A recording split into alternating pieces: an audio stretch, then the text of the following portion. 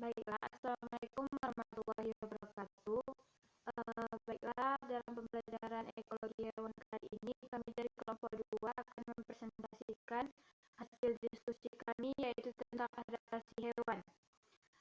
Yang mana kelompok kami beranggotakan 3 orang. Yang pertama, saya sendiri, Puji Kasih. Yang kedua ada Ruth Selina Sobo, dan ada Gita Setiawati. Tujuan pembelajaran kita hari ini yang pertama yaitu mahasiswa dapat memahami adaptasi morfologi pada hewan. Yang kedua, mahasiswa dapat memahami adaptasi fisiologi pada hewan. Dan yang terakhir yaitu mahasiswa dapat memahami adaptasi perilaku pada hewan. Baiklah, selanjutnya materi yang pertama yaitu tentang adaptasi morfologi. Adaptasi morfologi ialah penyesuaian diri hewan terhadap perubahan faktor lingkungan dengan cara memodifikasi struktur dan bentuk atau bahkan warna bagian luar atau morfologi dari tubuhnya. Adaptasi ini muncul sebagai respon evolusioner hewan agar tetap mampu bertahan dan bereproduksi dengan perubahan faktor lingkungan yang terjadi. Bentuk-bentuk adaptasi morfologi, contohnya yaitu yang pertama ada adaptasi morfologi pada bentuk kaki burung. Burung memiliki bentuk kaki yang berbeda-beda. Perhatikan bentuk kaki pada elang dan pinguin. Keduanya memiliki tempat hidup dan makanan yang berbeda. Elang biasanya hidup di hutan atau di ladang, sedangkan pinguin hidup di daerah kutub. Bentuk kaki burung pemangsa seperti elang memiliki cakar yang kuat untuk mencengkam mangsa yang diberikan makanannya. Sedangkan bentuk kaki burung penguin memiliki selaput untuk membantu saat berenang. Bisa dilihat pada gambar, ada bentuk kaki burung tengger, ada bentuk kaki burung perenang, burung kaki pemangsa, serta burung pemanjat dan burung pejalan kaki. Masing-masing dari gambar tersebut memiliki bentuk kaki yang berbeda karena memiliki tempat hidup atau lingkungan hidup yang berbeda. Yang kedua yaitu adaptasi bentuk dan ukuran paru burung. Bentuk dan ukuran paru burung menggambarkan metode adaptasinya terhadap jenis makanannya. Sebagai contohnya yaitu ada model paru tebal dan juga bengkok dengan ujung meruncing seperti kakak tua. Diadaptasikan untuk fungsi mencongkel buah. Jadi bentuk paru burung ini bisa bermacam-macam karena menyesuaikan dengan jenis makanannya. Di gambar dapat dilihat macam-macam bentuk paru burung.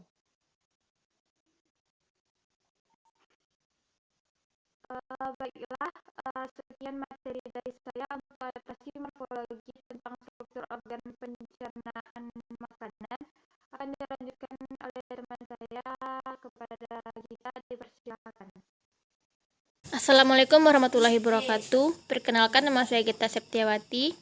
Di sini saya akan menunjukkan materi dari Puji Kasih, yaitu selanjutnya adaptasi struktur organ pencernaan makanan. Pada hewan karnivora, saluran pencernaan lebih sederhana dibandingkan dengan pada hewan memamah biak atau ruminansia. Lambung karnivora lebih sederhana dan sekum mengalami rudimenter. Pada ruminansia, lambungnya kompleks yang terdiri dari rumen, retikulum, omasum, dan obamasum.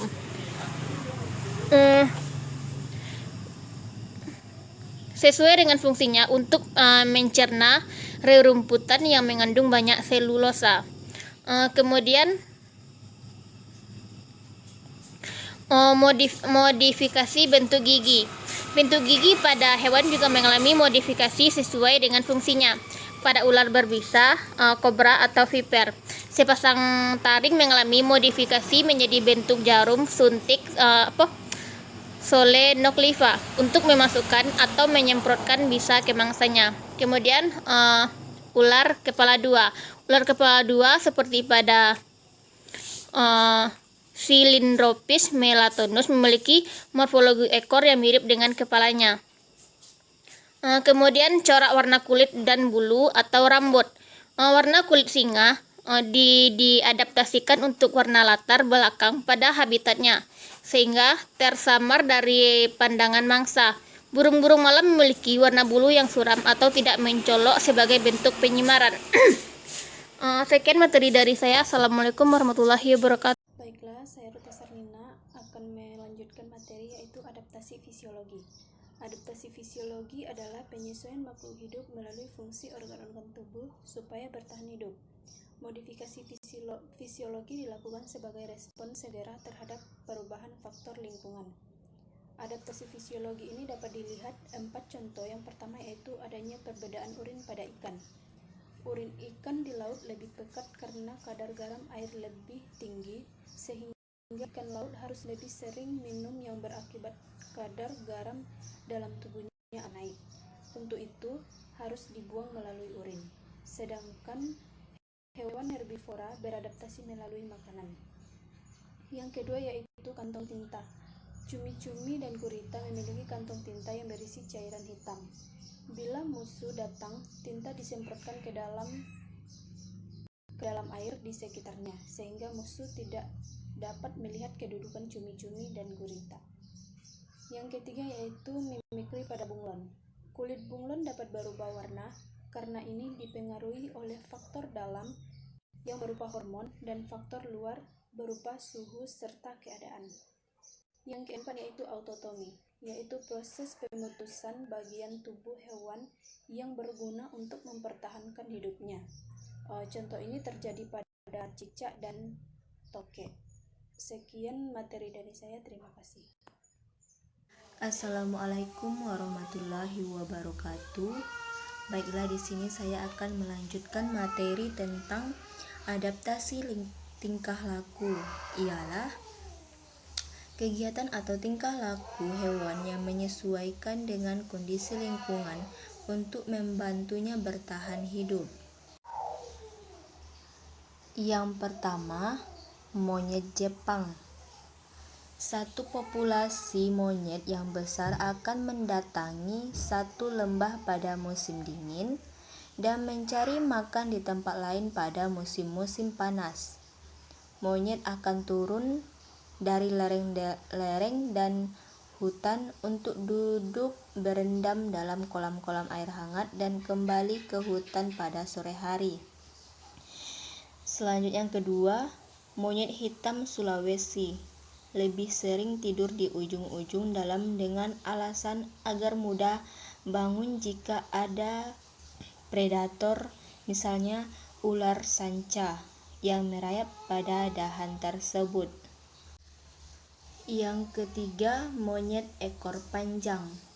Di daerah pusuk Lombok lebih sering berkumpul di pinggir jalan untuk mendapatkan makanan dari pengguna jalan.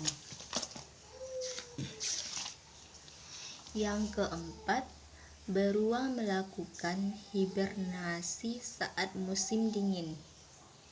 Beruang dan beberapa hewan lainnya berhibernasi di musim dingin. Hewan seperti beruang, tupai, dan lemur mengurangi aktivitas untuk menyimpan cadangan energi agar tubuhnya tetap hangat. Selain itu, hewan menjaga energi tubuhnya agar tidak berkurang banyak dengan hibernasi. Karena musim dingin mereka sulit menemukan makanan. Sekian penjelasan dari saya kembalikan kepada moderator. Baiklah, Assalamualaikum warahmatullahi wabarakatuh. Baiklah, kami di sini dari kelompok 2 akan mempresentasikan hasil diskusi kami yaitu tentang adaptasi hewan, yang mana kami beranggotakan yang pertama saya sendiri Puji Pada Kasih, yang kedua ada Desa Rina Saubo, dan yang ketiga ada Gita Setiawati.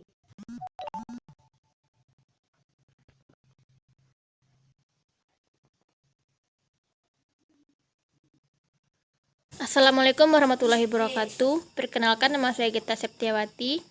Di sini saya akan menunjukkan materi dari Puji Fajar Kasih, yaitu selanjutnya adaptasi struktur organ pencernaan makanan.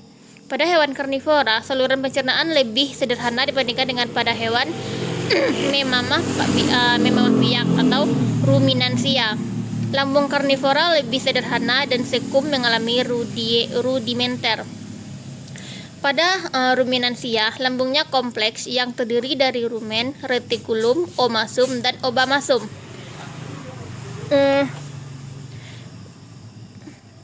Sesuai dengan fungsinya untuk mencerna rerumputan yang mengandung banyak selulosa.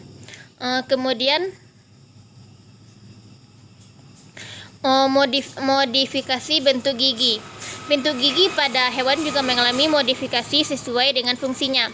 Pada ular berbisa, kobra atau viper, sepasang taring mengalami modifikasi menjadi bentuk jarum suntik solenokliva untuk memasukkan atau menyemprotkan bisa ke mangsanya. Kemudian ular kepala dua. Ular kepala dua seperti pada Cylindropus melatonus memiliki morfologi ekor yang mirip dengan kepalanya. Kemudian corak warna kulit dan bulu atau rambut. Warna kulit singa diadaptasikan untuk warna latar belakang pada habitatnya, sehingga tersamar dari pandangan mangsa. Burung-burung malam memiliki warna bulu yang suram atau tidak mencolok sebagai bentuk penyimaran. Sekian materi dari saya. Assalamualaikum warahmatullahi wabarakatuh. Baiklah, saya Ruta Sarnina akan melanjutkan materi yaitu adaptasi fisiologi. Adaptasi fisiologi adalah penyesuaian makhluk hidup melalui fungsi organ-organ tubuh supaya bertahan hidup. Modifikasi fisiologi dilakukan sebagai respon segera terhadap perubahan faktor lingkungan. Adaptasi fisiologi ini dapat dilihat 4 contoh. Yang pertama yaitu adanya perbedaan urin pada ikan. Urin ikan di laut lebih pekat karena kadar garam air lebih tinggi, sehingga ikan laut harus lebih sering minum yang berakibat kadar garam dalam tubuhnya naik. Untuk itu harus dibuang melalui urin. Sedangkan hewan herbivora beradaptasi melalui makanan. Yang kedua yaitu kantong tinta. Cumi-cumi dan gurita memiliki kantong tinta yang berisi cairan hitam.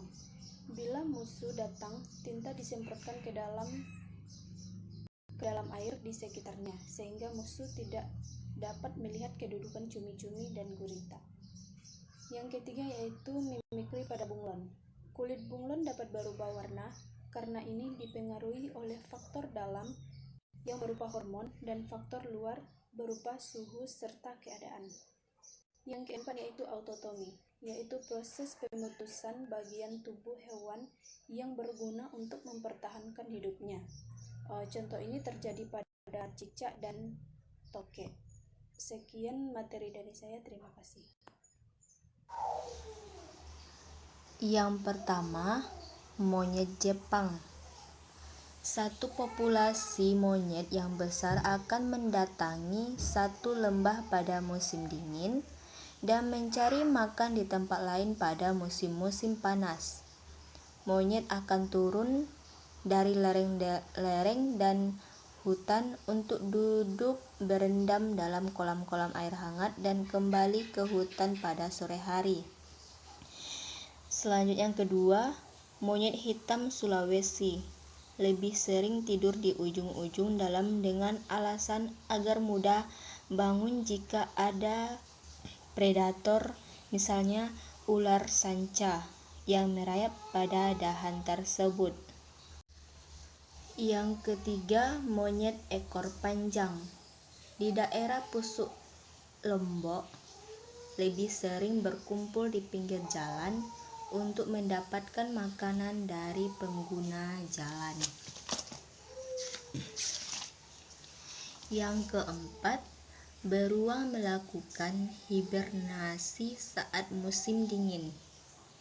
Beruang dan beberapa hewan lainnya berhibernasi di musim dingin. Hewan seperti beruang, tupai, dan lemur mengurangi aktivitas untuk menyimpan cadangan energi agar tubuhnya tetap hangat. Selain itu, hewan menjaga energi tubuhnya agar tidak berkurang banyak dengan hibernasi, karena musim dingin mereka sulit menemukan makanan. Sekian penjelasan dari saya kembalikan kepada moderator. Assalamualaikum warahmatullahi wabarakatuh. Baiklah, di sini saya akan melanjutkan materi tentang adaptasi tingkah laku.